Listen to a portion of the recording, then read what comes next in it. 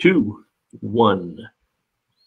Good evening, everybody, and welcome to RVing in New England. And we've got a fantastic show for you tonight. And we even let John come back on. So, but tonight, if you read the preview for this show could potentially break the record for last week's show. Now Jim Turntine wound up being our second highest rated show last week with the RV Self Park. Yes, sir. It's not over yet. It can still grow.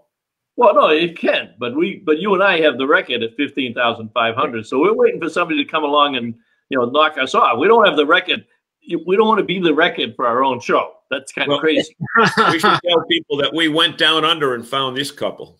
There you go. We did that. So Mark and Julie Bennett, RV Love, living the RV life. Welcome to RVing in New England. Two mistakes. First 30 seconds. Living the RV life, your ultimate guide to life on the road. Didn't you see the memo they sent? Please tell the whole name of the book. No, I didn't see that. No, I read that memo. Huh? You sent the memo to me. Obviously, you didn't even read what you send out. Well, maybe she didn't copy me.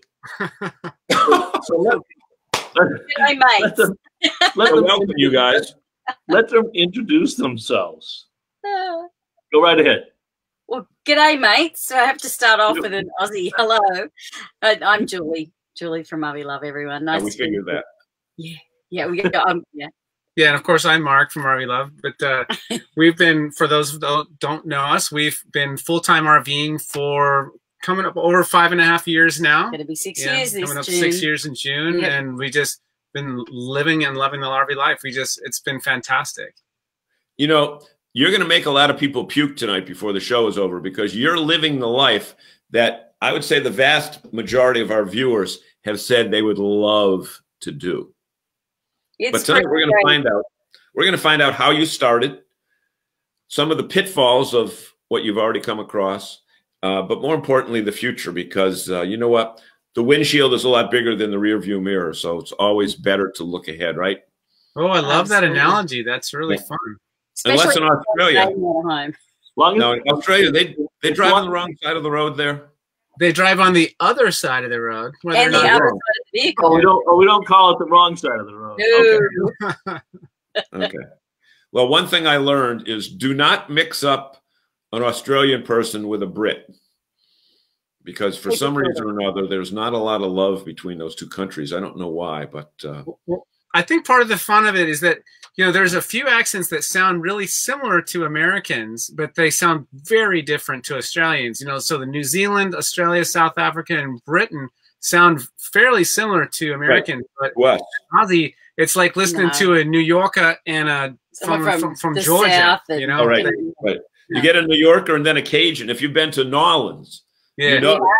They don't even speak English there.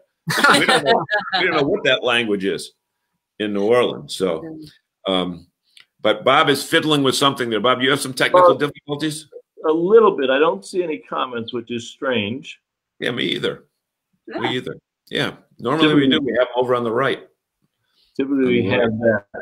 So I want to check one. That's you. No, it's my comment. All right.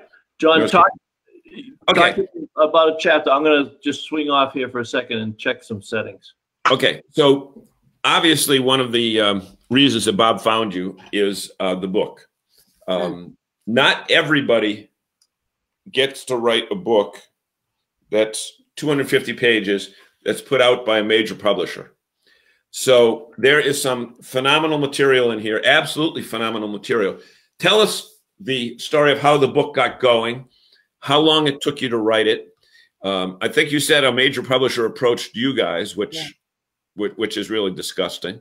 The fact that you didn't have to go knocking on people's doors or self-publish, which most people in the RV business do. But give us the background of the book and tell us what you want what you want people to get from the book. Well, it is a funny story how it came about, John. I think I'm almost a little embarrassed sometimes when people say, what are your secrets to getting the book published? And we were literally in Quartzsite, Arizona in January of 2018, exactly 2 years ago. And Mark's driving and I'm checking my email. And I said, we just got an email from a publisher asking if we want to write the book about the RV life. And read the email to him. And it is, funnily enough, exactly the book that we had talked about writing ourselves anyway and self-publishing, which we plan to do in 2018. But it's not every day, as you said, that you get a major publisher approach you and ask you to do that. It was a huge honor, a huge privilege. And so that's how that came about. We obviously had to do some back and forth, but it all came together pretty quickly. I think within a month we had an offer and a contract. And you asked how long they gave us to write the book. Well, have a guess. 3 months. We had a month. Yeah. A month. We were able to negotiate to get 6 weeks, but it was an extremely timeline. But I guess, the real gift of that and what really made that possible is that, a year earlier we had built an online school that had, and we had embodied a lot of the knowledge. All your content. Share. You just had to repurpose your content. We couldn't use the content from the school or our blog or anything. We couldn't just pluck stuff out and throw it together. We had to write it all from scratch. But it's easier to sit down and write it all when you've already written it in the past. Right. You write it in a different way. Different audience. Yeah, different audience. Okay, I do. We are working. Okay, I don't know where, but Maria Galante Moore joined us tonight. Good evening, Maria. Now I know Maria is dying to hear what you got to say because this is one of her dreams, and she's a regular on the show. So enjoy the show, Maria. But I go back to the 1 month. I mean, I've done books and writing for a long time. That what I see in this book is, I mean, just let me go over the chapters. All right. So not the chapters, but the parts of the book. So you got part of it is getting started. Then you get the emotional considerations. Then you get practical considerations, and within that, you touch everything. And I thought Alan Warren's, and I'll get his quote up later on, was really unique in that we haven't had a modern RV book. So, something that is extremely relative. We've got a lot of old stuff regurgitated and put in different editions and stuff. But this, I referred to this almost as an encyclopedia on the RV road because you didn't leave anything out. Well, let me ask you that. Do you think you left anything out? If you did it in a month and it's amazing content, do you think you left anything out? Well, when they first approached us and they wanted to be the end all be all, we're like, oh my, how many pages are we talking? 5,000? And there's like, no, we need to be around 250, 300. I'm like, okay, well, we're going to have to do some of this stuff a little bit more high level then, and then people can do deeper dives. But we feel that it is a really great, really encompasses the lifestyle and the RV life really well to introduce people to it and to give them a solid foundation to base that on. Okay, but I think you're selling yourself short there because you said 250 pages. This is not the same size as my book. This is a big one. And you know what? You did this in a month. It took me about 1.5 years to put this baby together. Can you read that title?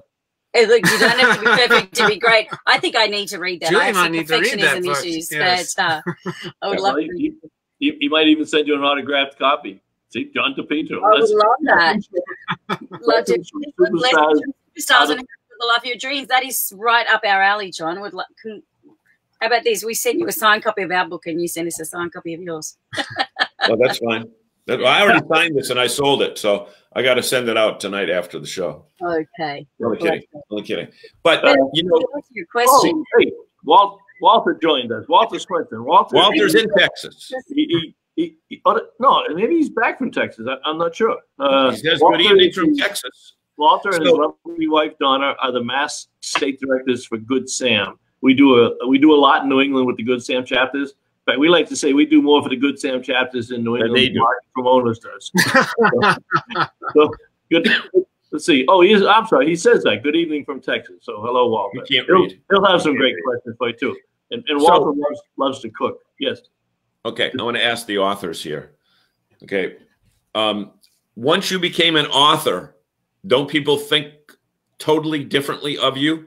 When you say, well, I've done a book, it's totally different than I've done a blog. I have a Facebook page.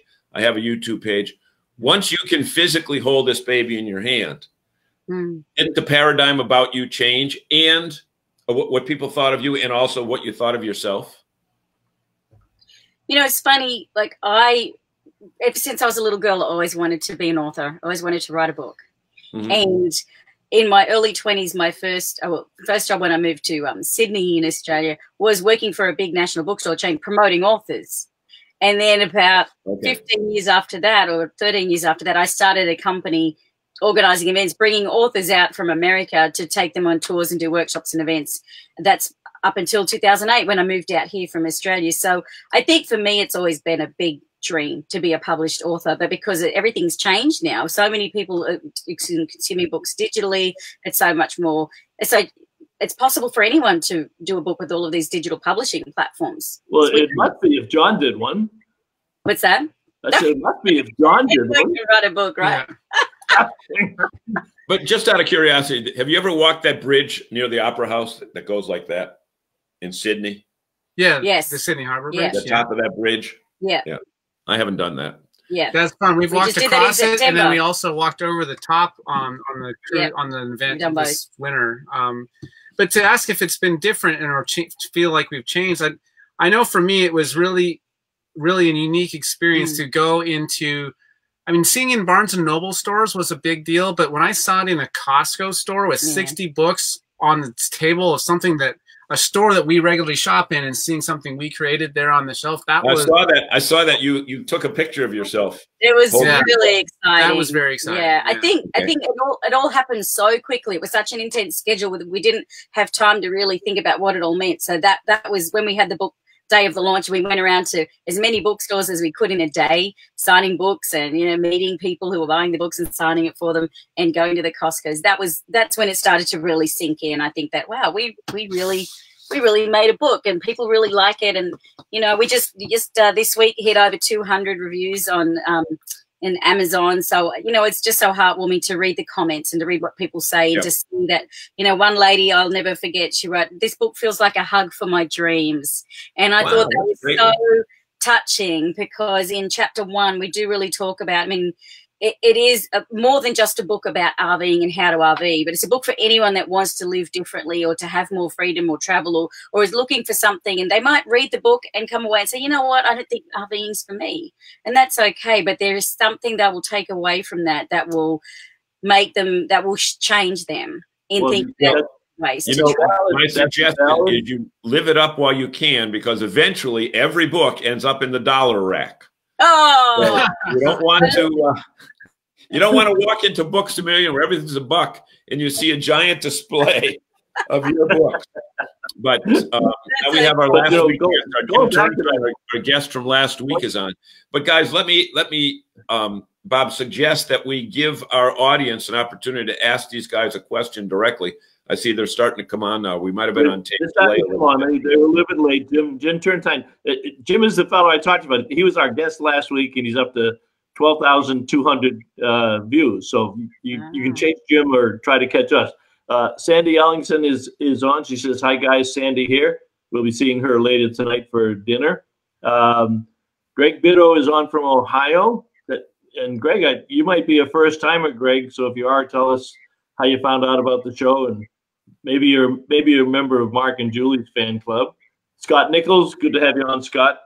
But go back to something you said, Julie, which is really unique, because we don't want people to think that this is a book for full-timers. You explain that in great detail in the book. This is for anybody who wants to go camping for a weekend or a lifetime. So explain your philosophy on that.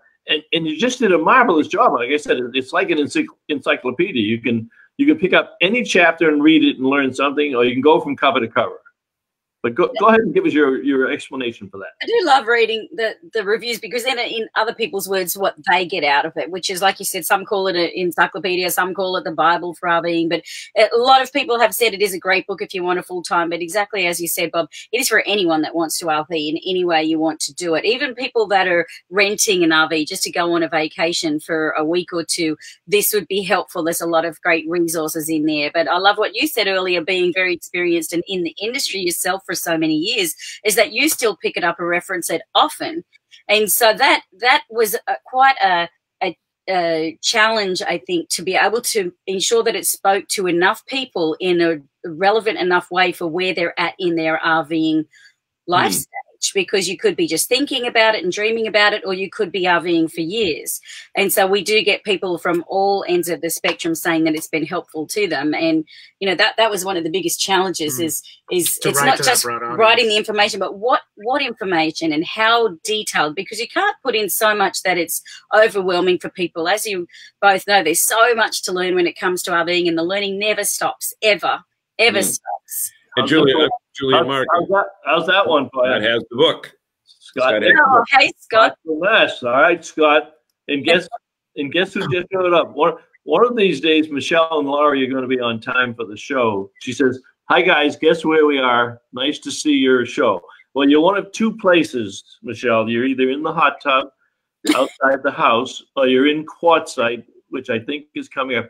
Michelle is the one I talked about the other day, guys. She's the director of marketing communications for Rolling On TV, and we swap leads out, and she also is the brains behind our Facebook stuff. So we're not technology, or you don't have to be great in technology when you're as good looking as John and I, because you can get past a lot of sin. So we run. John, you don't have to add the I part, just John. Just John. Okay. Will be sufficient. Hey, they're in Quartzsite. So cool. Let me ask you guys this. Marc, I'll ask you this question. In the last 5.5 years, and I'm asking this because of something you just said about the book. One generation ago, you could have written this book and said, right after you retire, or just before you retire, start looking for an RV. But even with the people that you've, that you hang out with in this and on your YouTube channel, the young people there, the new people that are coming into RVing are not necessarily, and they're not the people that are 65 and up. You've got young families, you've got middle-aged families, you've got people with kids, you got people without kids, you got people with 3 dogs and 10 dogs and whatever. Have you guys seen a difference, Marc, in the people that you bump into on the road?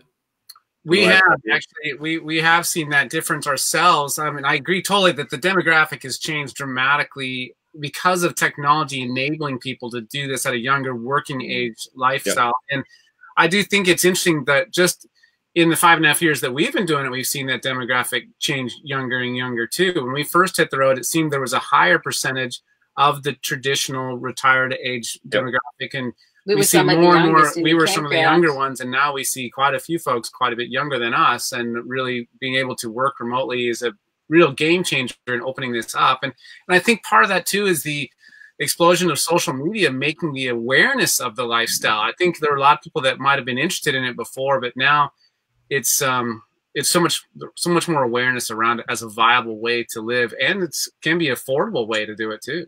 Yep. Now Steve asked a question here. It was a good one, and I'd actually just put up your picture of your new motorhome. Tell us about your vehicle that you're driving in now. This is a great story, and then I'll pop up the before and afters. But tell us maybe they should call it a fifth wheel renewed, right? Renewed. There's a few levels to that answer. When we first hit the road, we hit the road in a 2012 Tiffin open road gas coach with a bunkhouse that we converted into an office space for me, because I was working a separate job at the time. And then a few years into that, we switched our RVs. We bought a much older RV. We bought a 1999 Country Coach, and we towed a Jeep Cherokee Trailhawk behind that. And that's a diesel. And that's a big diesel pusher, high-end coach from its day. And it was in pretty good shape when we got it, but we really did a major renovation on that coach to truly make it our own, very personalized and very modernized now too. It's really a special, one-of-a-kind coach now. It's like an apartment on wheels now. That's the after shot. So the brown one you had, that was the Tiffin. What was it? Open road? Yeah, correct. That's the one that's on the cover of the book. But yeah, we have now the 1999 Tiffin. So yeah, there's your before photo. Right? Bought it. Yeah, And then that after photo, we really changed. We completely changed. We changed the chemistry. We changed all the flooring, and put in a couple office spaces. Lighting. Removed 44 of the 48 mirrors in the coach. Put in a residential fridge. I mean, it was a massive project. But Which you did yourselves? We did that in a month as well. Yourselves? I mean, with your own labor, or you hired people to do it? We did not. We had the help of a couple friends for part of it, but the big percentage of the work we did ourselves. We also had some help. We had some friends help us install a large off-grid system with lithium batteries and solar panels. Okay.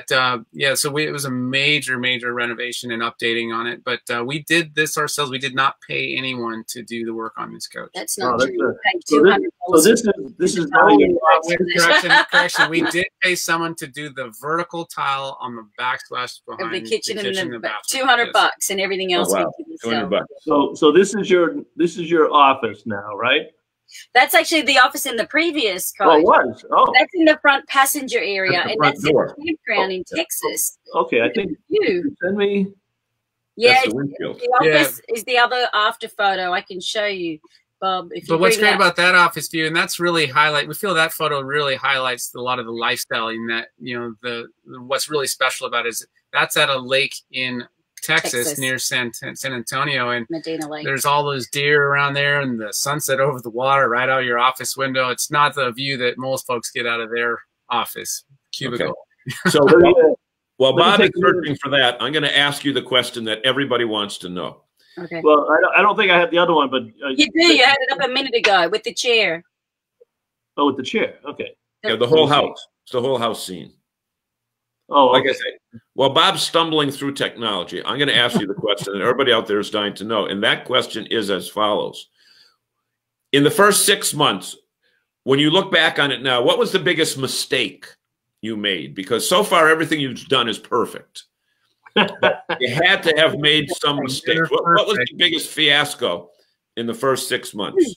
Fiasco. Trying to think of fiasco. That's an Italian word. I know we traveled. It's a great word. Traveled too far, too fast. I think was the biggest one we come back to. But everyone thinks that. You're so excited. But you're talking about like really screwing things up, aren't you? Well, like you found out that you couldn't back up with a toad. Do that. You found out that we were very researched when we hit the road, and then we researched really heavy as we continued on the road to be learning and more to share with folks. But yeah, I think to Julie's point, I think it wasn't a major one-off thing, but that's one advice I would give to people is definitely if you're going to try and travel extended periods, try and travel with a more leisure pace to make it more sustainable. Leisure pace. Don't try to get across the country in 5 days.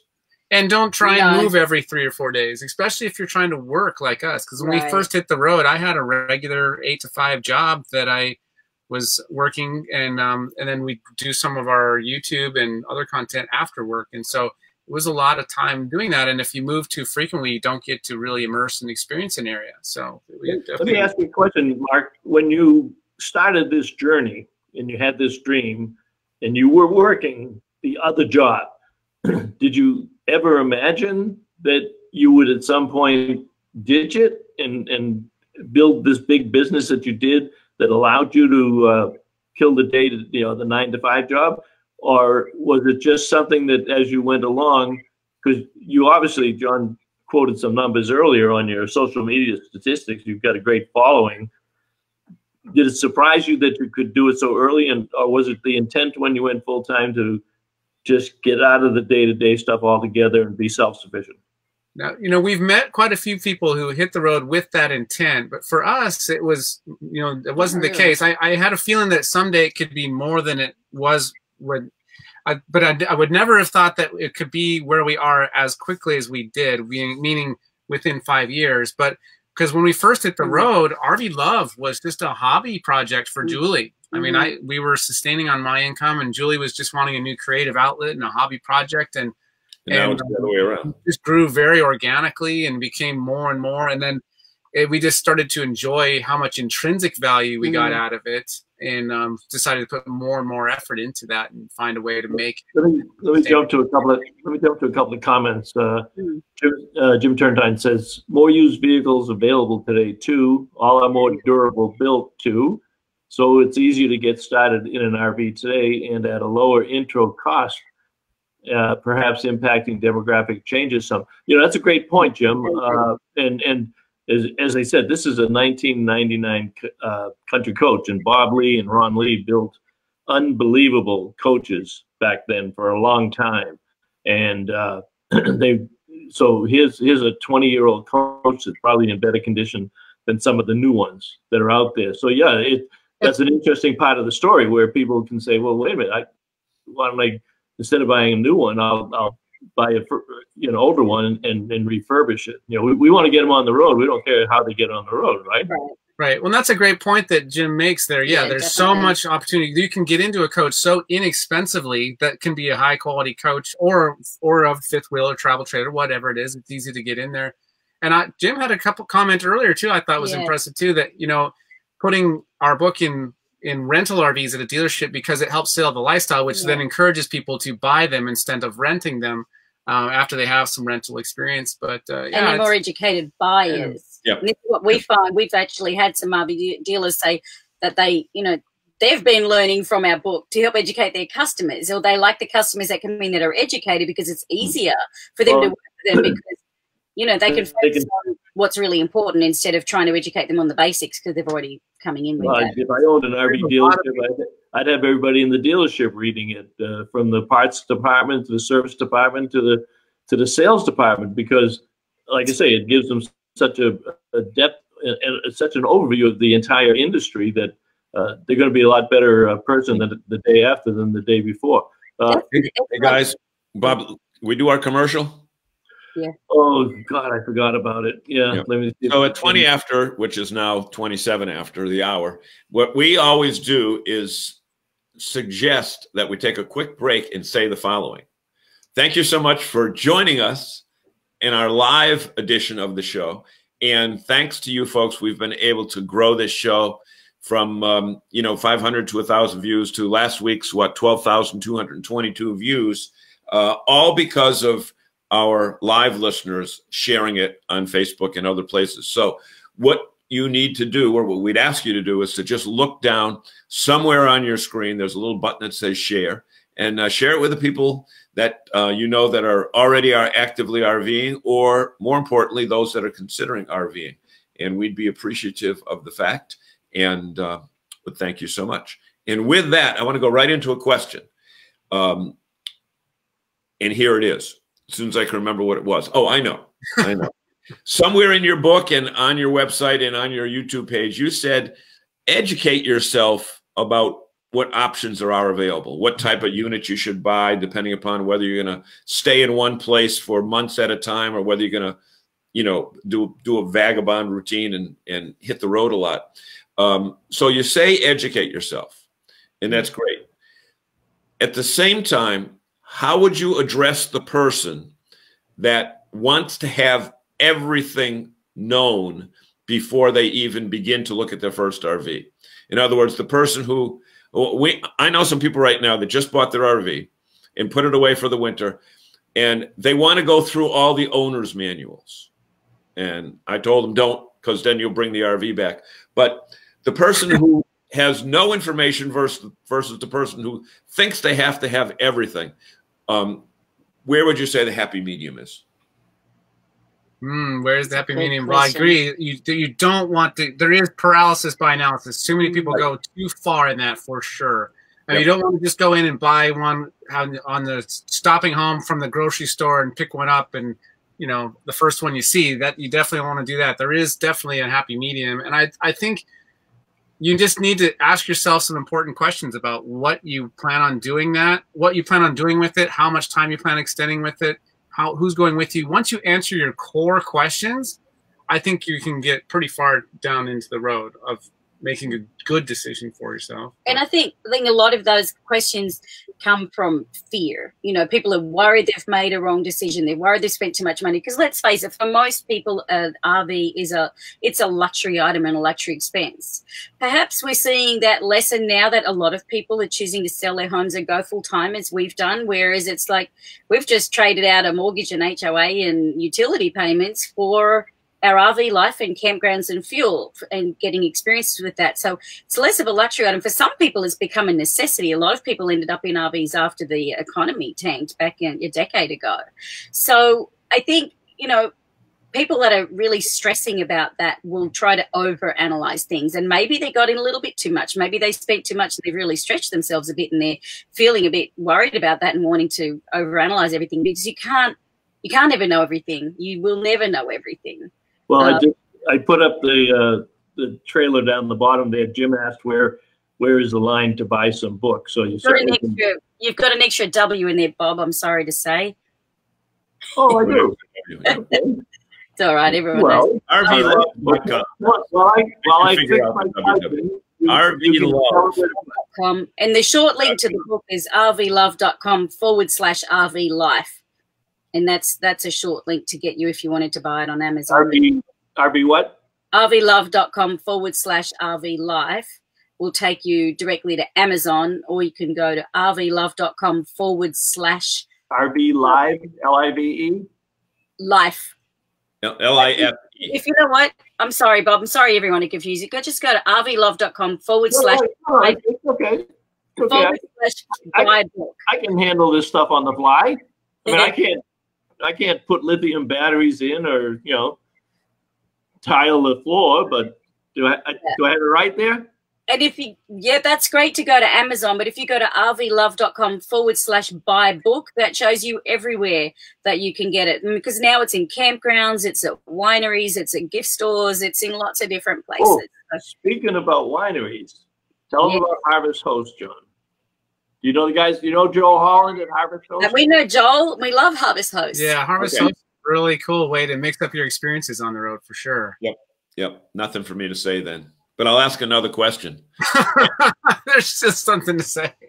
Has your marriage been tested being together as much as you are in the last 5.5 years? Yes. It has been tested, but I'll tell you, the short answer, yes. We'd be lying if we said no. But she was much quicker to say yes with much more emphasis than you did, Mark. Mark's the eternal optimist. He's always. Apparently, I'm not as easy to live with. So she had so quick to answer that. But I think I was going to expand on that in that Julie and I were spending a significant time before we hit the road in that we both worked from home, our regular home. But when we hit the road, we had separate jobs, and even on the road, we had separate jobs. The biggest challenge to our relationship was not living in the small space 24/7. It was working together in that same small space on the same projects, because we have very different working styles. Very different. That's when it took a whole nother level of challenge. But I'm bossy. Which one of you is always right? Mark. Let me tell you that when you get a screenshot does work though. He's right. I think I'm right in the moment. No. I'm very convinced that I'm right in the moment. But then later in hindsight, like you said, the rear vision mirror, and then I look back at, well, you were right. But that sometimes my wife and I have completely different working habits, styles, and what have you. But we've married 52 years. We had 52 years. At home, we're both in the same office, but it works. So you can easily make it to 50 years. What'd you say, John? You want to read Steve's comment, or you want me to read it? Can you read it? Yes, sir. I can. So once you found the right coach that you want, make sure to have it inspected by a certified level 2 NRVIA, National RV Inspector Association inspector, and have all the fluids tested. You guys bought new units, old units, or new? I know the current one was used, but both were used. Both were used, but we are these proponents of doing inspections as well. Just for it's wonderful for peace of mind and to know that you're getting what you're looking to pay for it. But it's also a great negotiation tool, because if you do find stuff in that inspection process, it gives you some powerful negotiating tools. And But I think it's very important, especially when you buy an older coach, and especially if you're new to RVing. I mean, we've been RVing for many years when we bought our second coach, and I still wanted to hire a professional inspector to do our inspection. So, because as a buyer, you may have some rose-colored glasses that may allow you to look over something that an unbiased inspector wouldn't. Yeah. So I agree totally. But asked a question. I just realized that when we bought our first coach, it was a 2-year-old 2012 Tiffin. It was a great coach. It had been in temperature control, covered storage. We bought it from a private seller. And but we didn't get an inspection because it was 2 years old and it looked new. And that is definitely a mistake that we made. And we should have spent, and even though it was a great, reliable coach, on our drive back to Colorado from Ohio, Marc detected the smell of propane. And it turns out we had and I'd forgotten about that till just now. We identified we had a propane leak. And two propane leaks. And so we just didn't use the propane very much. We just turned it off because we're trying to get it in to get it fixed because it was our full-time home. But, in hindsight, had we had that inspection done and that it would have been identified, it could have been fixed before we picked the coach up, because it was then inconvenient as full-timers to find somewhere to take the coach to get the repair done. Now, we were lucky that it was covered by an extended warranty that came with the RV. We just had to pay the deductible, which is about $500 instead of a $1,800 repair. But that could have been avoided had we paid for a warranty. But we were lucky. I mean, we've answered that too for peace of mind. Yeah. Have you ever brought that to Red Bay, Alabama? We have. We've been to the mothership. Yes. Let's talk a little bit about the travels. This is your map. You, in that short period of 5 years, you've been to all 50 states. Multiple times, actually. 3.5 years. While working full time, we were able to make it to all 50 states. And I think that's something really special to point out, that, a lot of people don't get to all 50 states in a lifetime, but we were able to do it while still relatively young and still working full time, because this lifestyle allows you to just take your home with you. So two of the pictures that you sent, you certainly hit the extremes of it also. So you tell us what you liked up in Alaska, and then I'm going to give you the southernmost point that you went to. We actually were up in Vancouver, Canada, about an hour and a half east of there, when it was September of 2017. It was our anniversary month, and we visited 49 states, with the exception of Alaska. Obviously, we've been to Hawaii. But I woke up one morning and I had this thought: I wonder if there are any cheap last-minute cruises to Alaska. And I jumped onto Google, and there was $399 for 7 days to Alaska. And so within an hour we were booked, and 3 days later we set sail, and we actually hired a car from Skagway to drive. We paid $200 for 1 day for a rental car just to drive to that sign and take that photograph. I think it's also important to point out with that trip too, though, is that a big part of what is great about RV lifestyle is that you can go to areas that have major cruise terminals, and you have your home there. You're living in the area, and then you can catch the local deals to catch these last-minute cruises that you wouldn't have been able to do if you were not living in the area. Yeah, you mentioned that in the book, and I thought that was a great tip when you're on the road and you get the flexibility of waiting for a while. So you're just sitting there waiting for the flag to go up, and then you just hop on it. Exactly. It was that easy. And we were even able to do a little bit of work on the ship. So, you recall which cruise line? Yeah, it was Holland America, which is very nice, actually. Yeah, that's what we did up there. Yeah. It went to Skagway and Sitka and Juneau. Beautiful, isn't it? Right. Did you notice? Did you get off in Seward up there and then go to Fairbanks, or not Fair? Yeah, Anchorage. Anchorage, yeah. Got off in Seward, took the train up to Anchorage. Yeah. And there's another little tip for you too: is if you have the flexibility, we had points that we could use for free hotel rooms, and so if you look at the airfares, the day the cruise ship lands, they're super high, but 2 days later they're like super a fraction of the price. So if you stay in a hotel a day or two, then you can get the cheaper back on a Monday or Tuesday. Yeah. So there's another travel tip for you. That's something I never thought of. That's interesting. Yeah. That's interesting. Had a little more time. So then you went the other extreme in Key West. So you obviously hit it all. What'd you like about Key West?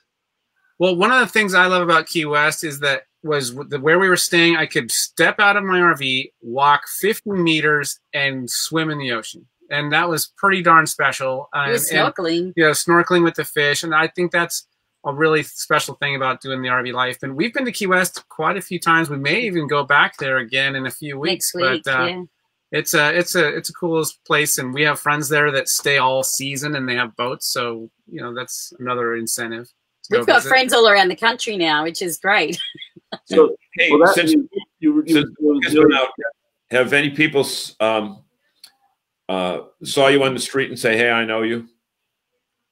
We do get recognized surprisingly. It happened on the cruise with a few people, and it happened. But no, that was in January. The first time that happened, it really threw me. I mean, because it was only a year or two into our travels, and I was loading the car on a dolly. Back then, we had a dolly, and someone called out my name and they're just, "Hey, Mark," and I'm like, "Hi," and they said, "Oh no, you don't know me. I just know you." And like, "Well, how does that happen?" He said, "Well, I watch your videos online," and my head goes like, "Oh, all those videos Julie shoots of me, she posts them publicly. I didn't even actually somebody's seen that." Yeah. But we were actually, so that's what my wife's been doing. Oh, okay. Yeah. What's funny is we were, excuse me, in Hawaii in December of 2016 at a whale watching point in Maui. And we're obviously not with our RV. We're in a rental car, and some guy at a whale watching point from Canada, from Alberta, recognized us and wanted to get a photo. So that's just completely. Yeah, when you're in a campground, that's expected. It's more common, but when you see someone, you're somewhere so far out of your element, and people recognize and you, you don't tell people where you are. Yeah. All right, now, so is your motorhome got fans decal with your names on it, or totally plain clothes? I'm sorry. What was that? You don't have it wrapped with your name on it. And No. whatever. No. No. And we don't wear uniforms and branded shirts very often either. So no. All right, let me get caught up on the fans are going crazy over here. Lisa Warren says, and we all know Lisa Warren says, "Good evening, my friends." They follow us by about an hour with the RV Show USA. Oh, it's Alan. So Alan Warren's wife. Yes. Well. Yeah. You been on with Alan yet? Absolutely, many times. All right. So Jim just bought 2 books. oh, Jim. That a boy, Jim. I assume the other book is for Kurt, but we'll see. No. Jim Turntine. Oh, Jim Turntine. But I thought it was Jim Conboy. All right, Jim. Okay, the wrong Bob, Jim. you got your Jack Daniels with you there? Huh? No Jack Daniels. Later tonight. No Jack Daniels. Jack is late tonight. I didn't have time. So we stop. We kind of have a standing show. I do the show with water, and Bob does the show with fire water when he's home. And he's a little more with it when he has his Jack going. I'll tell you that. Probably, yeah. All right, so Laurie and Michelle say, "We wish we were so handy. We're here boondocking and can't get our water going. Geez. Fortunately, we bought gallons of water, and our RV dealer joins us tomorrow. They're over there in Quartzsite to do that." We were just there. Well, at least in Quartzsite, there's a lot of support. There's a lot of folks that probably could come help out and be handy to help them fix that. That's one of the things we love, is that there's generally a very helpful community out there too. So it's always going to be the tools. You guys flew to Tampa. Where's your rig now? Where did you leave that? Our rig is actually in Phoenix. Phoenix, yeah, a National Indoor RV in Phoenix. It's hanging out there for a bit while we're renting RVs. Yeah. So Lisa's husband, Alan, says it's an honest must-read for all RV enthusiasts and anyone considering the lifestyle. Could not agree more. Yeah. Alan is such a great guy too. We love being on the show with him. Yeah, it's always. And we always bump into them at industry events, and they're fun people. We haven't seen him here yet. I'm sure he's here somewhere. Well, he's getting ready for his show. He does his show. So he's not here in Tampa. Okay, now did you? Oh, I don't know about that. Is he? I don't think so. Did you guys just notice that it went blank? I lost the internet for a second. You did go blank for a moment, yes. Oh, okay. All right. But Bob, we really didn't miss you. You didn't? Oh, okay. We just carried right on. All right. Okay. So, that's fine. So Where does the next 6 months? Well, time out. Rewind.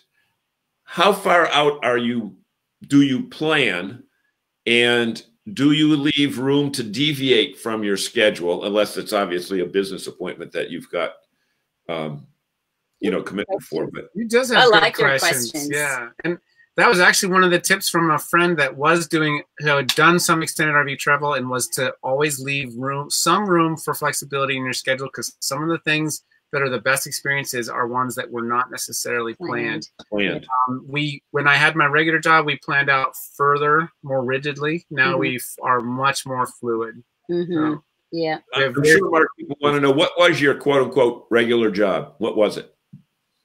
I was an operations manager. I was director of operations, actually, for a nutrition company out of Texas. But I was able to do that remotely from when we had our stick and brick home, and then also when we had the RV. So, but you didn't get a chance to answer the rest of that other question either. About the planning? Yeah. Yeah, because we're now self-employed, we're on our own schedule a lot more, because it was the connectivity that was the biggest stressor for Mark. He hosted a lot of company calls and meetings, so we would always move on a Saturday, so that we knew that if we got to a campground and the internet was not sufficient for work for Monday, we had Sunday as a buffer to be able to go somewhere else. And we had to do that a few times, where we'd say, yep, this is not going to work, we have to back up and find somewhere else. So that didn't happen a lot. I mean, the trade-offs, I mean, that's a small inconvenience, a small price to pay when we're blessed to live such a great life. I mean, but it's funny you say that, because our friend Greg Gerber, who used to edit RV Daily Report, he sold his house and bought an RV. And what was he on? 3 years, Bob? Yes. 3 years on the road. 3 years. But he said his biggest gripe was poor internet, because he had to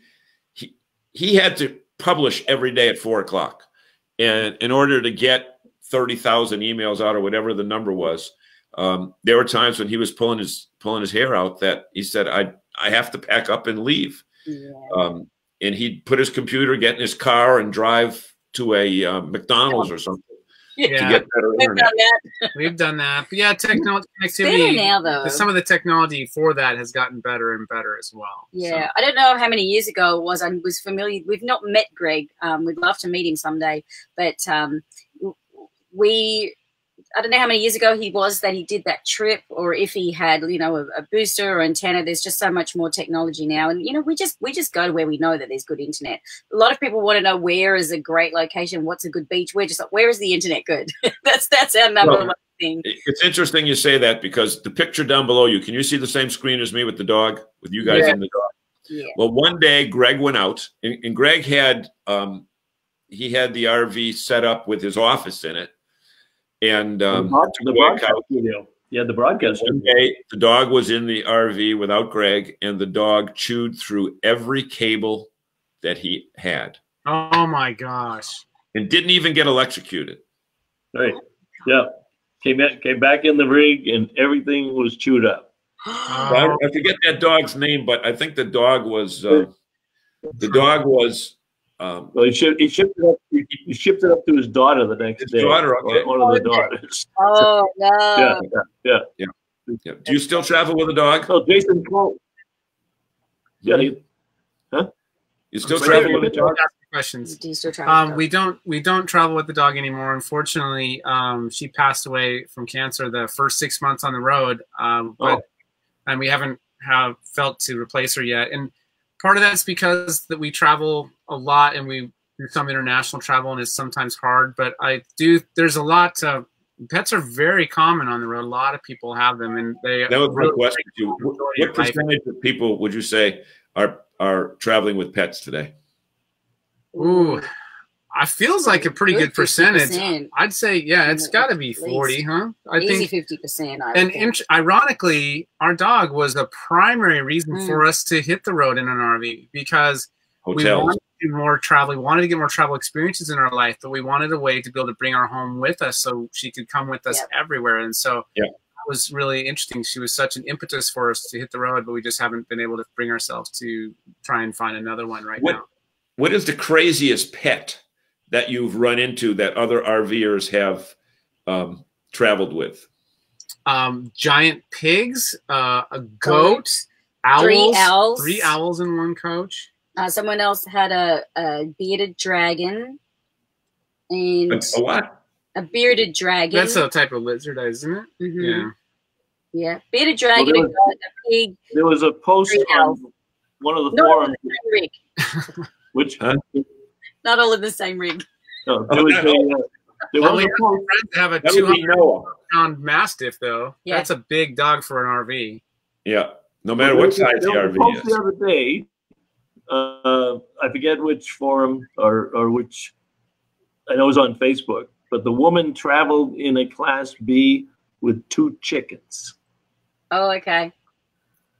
So imagine how much she saved on eggs. Maybe she's really loves eggs. Yeah, I don't know. I can't imagine. Chickens are kind of dirty animals. I'd be excited to have those inside a small space like that. Yeah, she did take quite a bit of heat. Let me tell you that.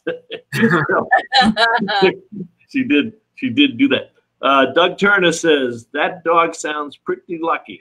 Lucky it didn't get shocked. He's talking about Greg Gerber. You're right. I mean, when you saw the whys, he literally built a broadcast studio in his Winnebago adventure.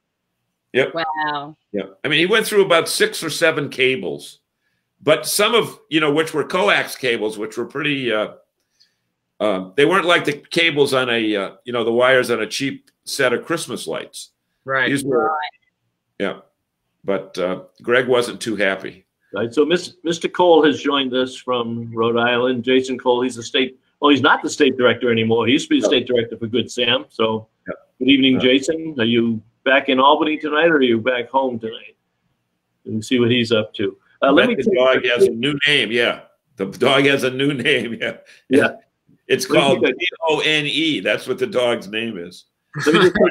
Why we've continued to RV for right, Maria? That's it would be really interesting to take a poll as to how many people fall into that same category. One of the reasons they got into RVing is because they like to travel with their pet and they weren't allowed in hotels. So yes. Let me just take a quick minute, and we give away each week 4-pack of tickets to the Boston RV and Camping Expo. So if you have not entered yet, you only have to enter once. We use the same pool every week, and we just had the winner, and I did not write it down today, but we got six winners, and the tickets are in the mail for all of those. So go to the Nerve Doer website Facebook page right here and scroll down and find a place for you to enter the contest.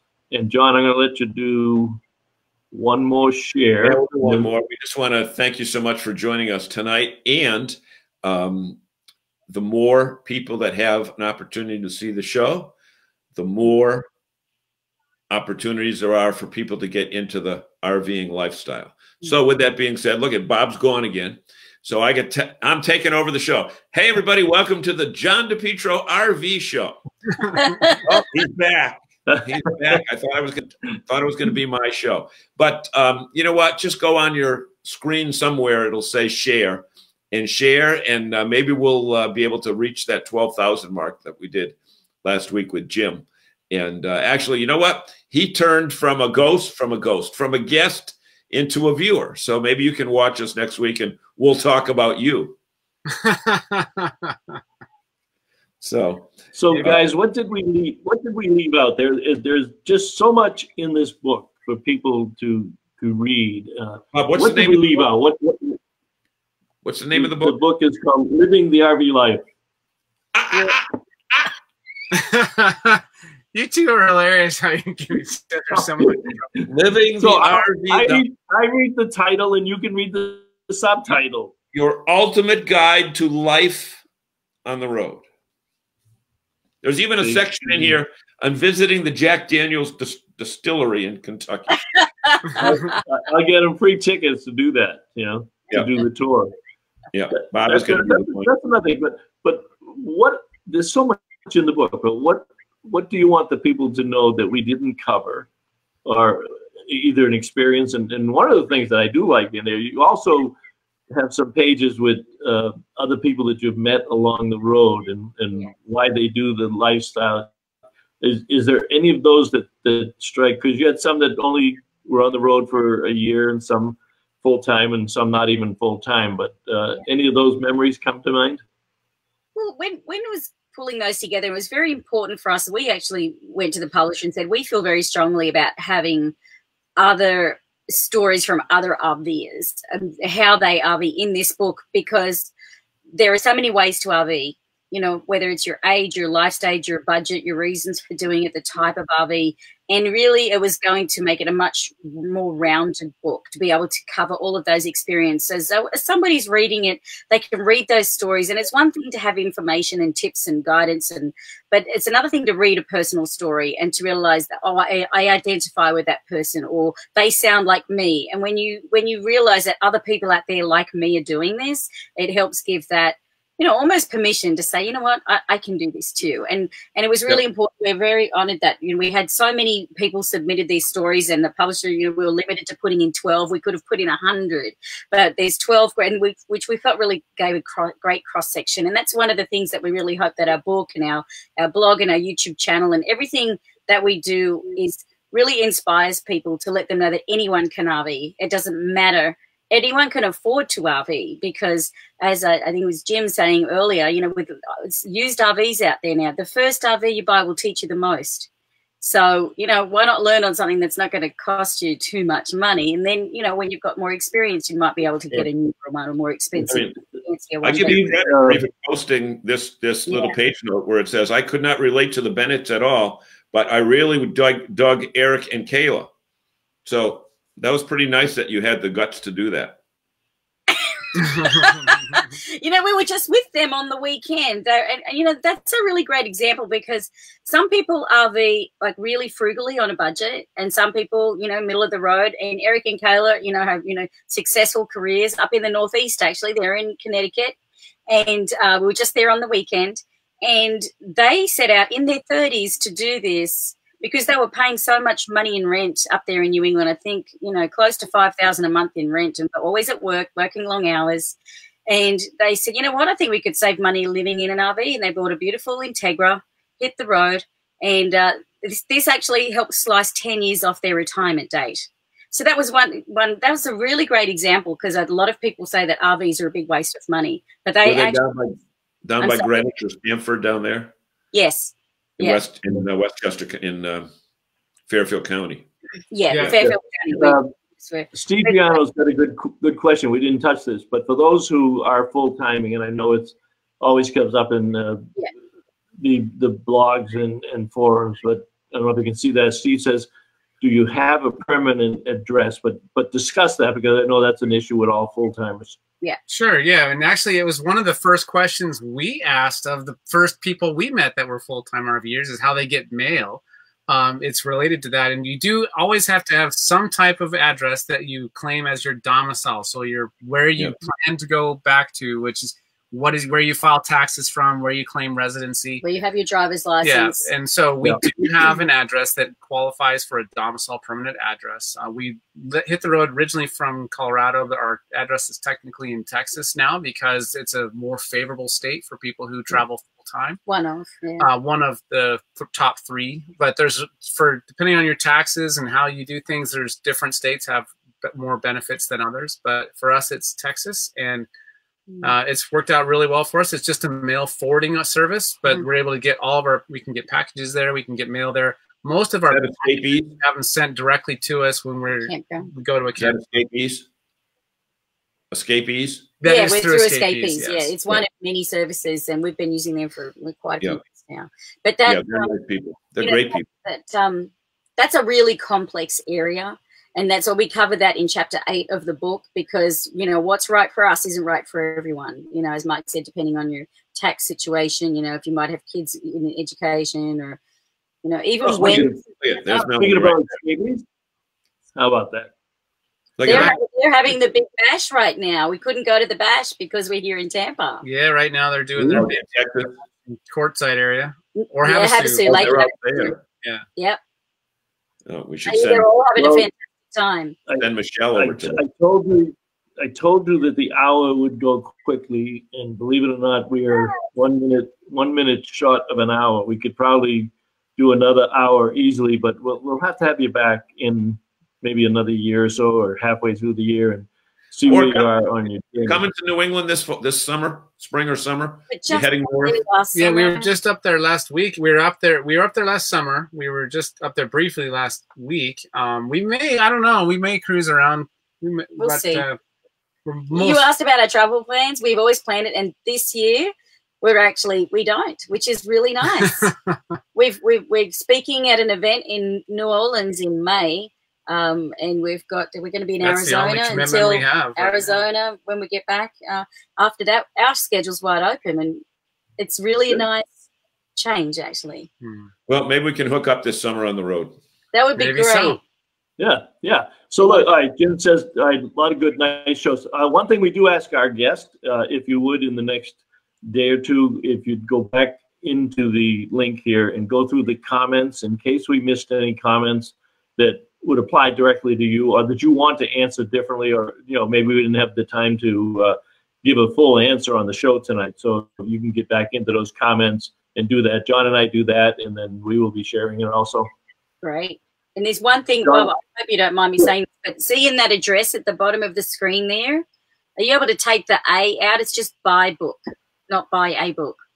I don't know if that's, I just want to make sure people get the right link for that.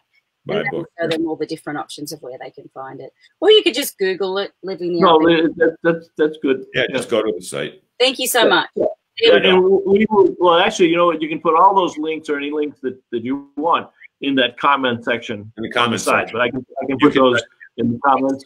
So we can add those you can add those after the fact, obviously, on the Facebook page.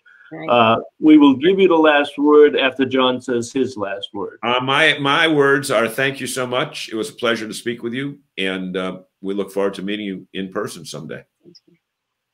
Mark and Julie, for having us. We've really enjoyed the time with you guys tonight. Oh, it's been really fun. I'm so glad we got to come and join you. Thank you. A lot more fun than the Today Show, wasn't it? It was. Yeah. All right. So, folks, thank you for joining in tonight. Remember to share the show. Julie and Mark, I will catch up to you in a little while, and we'll have some more stories later on tonight. So, thank you, everyone. Good night, and we'll see you next week. All right. They did a good job. That technology is pretty sweet, isn't it? Yeah, it's cool. They can just like pop up people's questions and comments. And you want me to pop off this thing? Mm-hmm. I guess I'll exit, huh?